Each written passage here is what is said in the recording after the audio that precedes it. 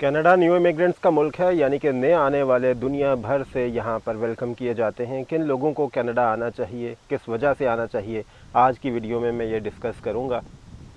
बहुत से लोग मेरे से पूछते हैं, ख़ास तौर पर जो मिडल ईस्ट में रहने वाले हैं, यानी कि दुबई में, कतर में, सऊदी अरब में, इसी तरह दूसरे ममालिक में जो रहने वाले हैं, वो मेरे से पूछते हैं कि क्या हमें इन ममालिक को छोड़कर कनाडा आना चाहिए। पाकिस्तान या इंडिया में रहने वालों के लिए तो मैं कहूँगा कि उनको तो ज़रूर आना चाहिए, जैसा कि उधर हालात हैं। इंडिया फिर भी प्रोग्रेस कर रहा है, लेकिन वहाँ पर भी गुर्बत है, सिस्टम उस तरह से मौजूद नहीं है, करप्शन है। पाकिस्तान के अंदर आपको हालात मालूम हैं।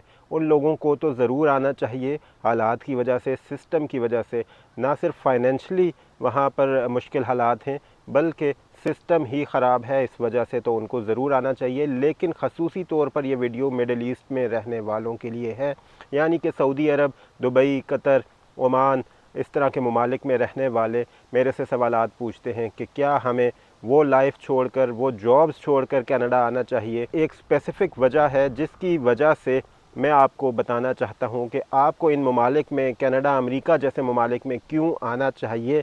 आपको एक तो वहाँ पर परमानेंट रेजिडेंसी हासिल नहीं होती मिडल ईस्ट के ममालिक के अंदर, जैसे कि सऊदी अरब है, कतर है, दुबई है। वहाँ पर आपकी जॉब्स तो अच्छी होती हैं, लेकिन आपका फ्यूचर सिक्योर नहीं होता।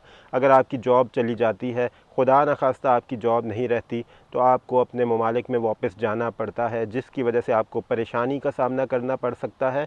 क्योंकि एक दफ़ा आप अगर इन इंटरनेशनल कंट्रीज़ के अंदर, इन ममालिक के अंदर ज़िंदगी गुजार चुके होते हैं, तो आपका पाकिस्तान या इंडिया जाकर रहना, गुजारा करना मुश्किल हो जाता है। दूसरी वजह, जो अहम वजह है, एक वाक़या है जो मैं आपके साथ शेयर करूंगा, जो आज से 4-5 दिन पहले पेश आया।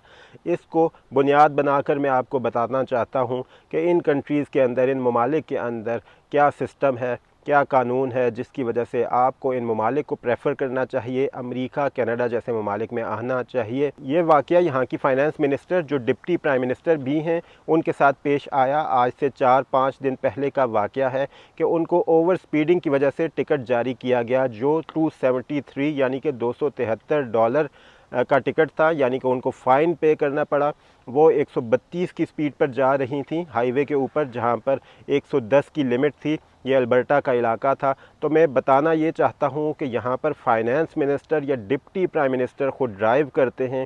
अगर वो ओवर स्पीडिंग करते हैं, कानून को तोड़ते हैं, तो उनको भी फ़ाइन किया जाता है, उनको भी कानून की पकड़ का सामना करना पड़ता है। अगर आप डिप्टी प्राइम मिनिस्टर हैं या फाइनेंस मिनिस्टर हैं या किसी भी ओहदे पर आप हैं, तो आपको कानून का सामना करना पड़ेगा, आपको सज़ा भुगतनी पड़ेगी, आपको फ़ाइन पे करना पड़ेगा। जैसा कि यहाँ की finance minister, deputy prime minister के साथ वाक़या पेश आया कि उन्हें फ़ाइन पे करना पड़ा, जो $273 का फ़ाइन था, यानी कि वो ओवर स्पीडिंग कर रही थी अल्बर्टा के अंदर।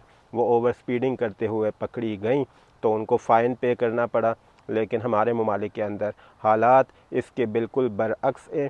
तो ये वजह है कि इन ममालिक के अंदर आपको आना चाहिए। आपको एक तरह से ट्रीट किया जाता है, यहाँ पर कोई अहम नहीं है, सब लोग एक जैसे हैं, यानी कि ओहदे की वजह से या अपनी पैसे की वजह से यहाँ पर अहमियत नहीं दी जाती, सबको एक जैसा ट्रीट किया जाता है। आप अगर किसी पब्लिक प्लेस पर चले जाएं, तो आपको पैसे वाले और मज़दूर तबका एक साथ एक लाइन में खड़े मिलेंगे। आपको मालूम नहीं होगा, आपको कोई फ़र्क मालूम नहीं होगा उनके दरमियान, सबको एक जैसा ट्रीट किया जाएगा। इसी तरह के बहुत से मामलात हैं जो हमें रोज़मर्रा की ज़िंदगी में यहाँ पर देखने में मिलते हैं, क्योंकि हम खुद पाकिस्तान, इंडिया से आए होते हैं, हम उधर का रूल, उधर के मामलात को फ़ॉलो कर रहे होते हैं। लेकिन जब हम यहाँ पर ऐसे हालात देखते हैं, ऐसे मामलात देखते हैं, तो हमें देखकर हैरानी होती है कि ये लोग इतना इन मामलात को फ़ॉलो करते हैं, कानून को फ़ॉलो करते हैं।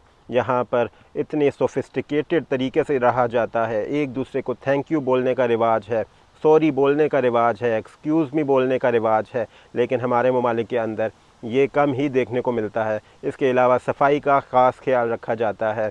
ये लोग खुद सफाई करते हैं, चाहे कोई कितने बड़े ओहदे पर भी हो, सफाई का ख़ास ख्याल रखा जाता है। अपने हाथ से काम करने में आर महसूस नहीं करते।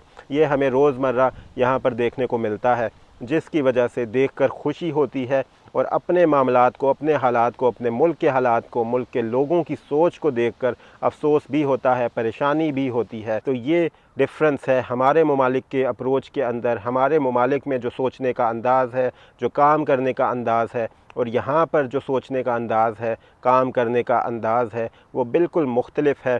تو اس کی وجہ سے اگر آپ اپنے لائف میں سکون چاہتے ہیں، اگر آپ قانون کی عملداری دیکھنا چاہتے ہیں، اگر آپ بہتر زندگی چاہتے ہیں، تو آپ کو ان ممالک کے اندر ضرور آنا چاہیے۔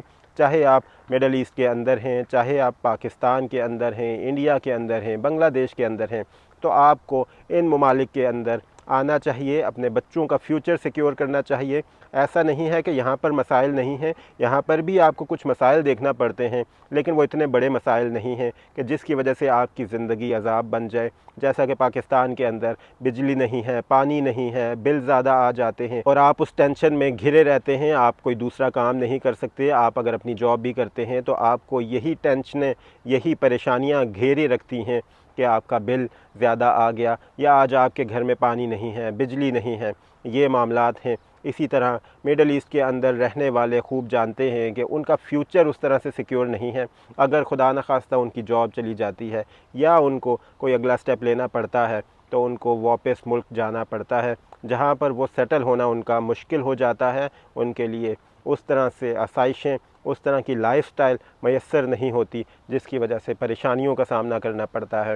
اور اس کے علاوہ اگر آپ نے پراپر قانون دیکھنا ہے، پراپر زندگی دیکھنی ہے، پراپر یہاں پر آسائشیں دیکھنی ہیں، تو ان ممالک میں آئیں، کینیڈا، امریکہ کے اندر آئیں، اور آپ آسانی سے اپنی زندگی بہتر طریقے سے گزار سکتے ہیں، اچھے طریقے سے گزار سکتے ہیں، اور اپنی لائف کو انجوائے کر سکتے ہیں۔